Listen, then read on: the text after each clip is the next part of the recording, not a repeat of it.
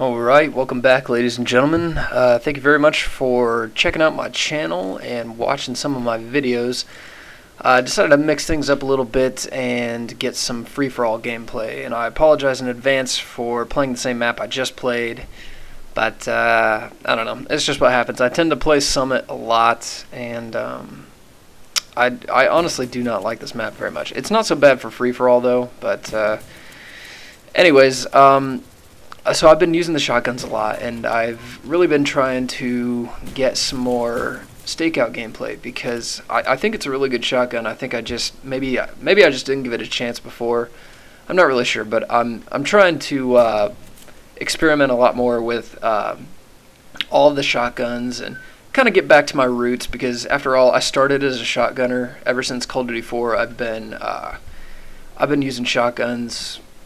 Primarily, like in Call of Duty 4, that's almost all I would use. I got to the point where everything else just was way too boring for me, and all I could do was use the M1014 and the W1200. And a lot of you guys loved those videos. I actually got several messages just today saying like, "Oh, I miss the W1200 days. I miss the W1200." Well, the Stakeout is as close as I can get to that in Black Ops and any of the recent games. I feel like it fairly closely replicates the style of the W1200,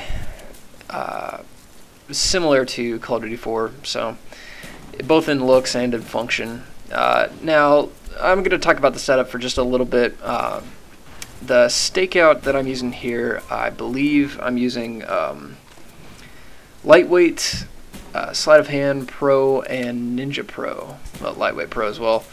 But this is a really good combo. I tried every second perk that I could think of, and nothing was really quite as good as Sleight of Hand.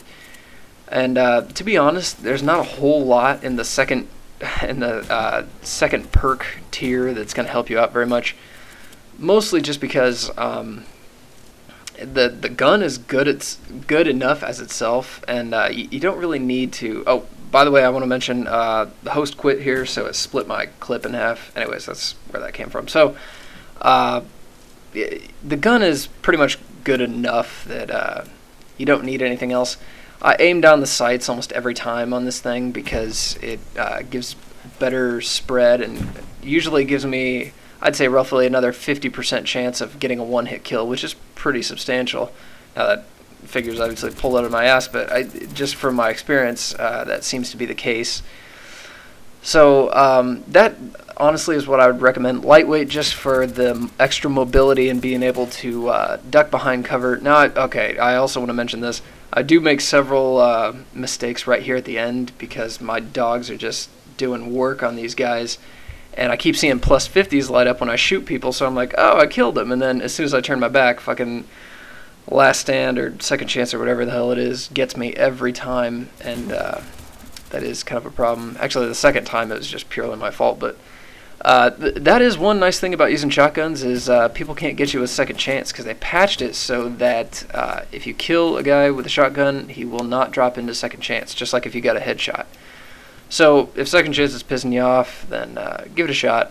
I'm going to be talking more about this build in another video I have coming up using pretty much the exact same setup, and that will be another free-for-all on WMD. And I'll probably post that tonight. I'm not really sure. I may leave it for tomorrow. I've got several more gameplays that need to be commentated and uploaded. So there's a quick little free-for-all for you. Final score is 30-4, by the way. Made some silly mistakes at the end. Let me know what you guys think, and I will try to do your guys' requests. So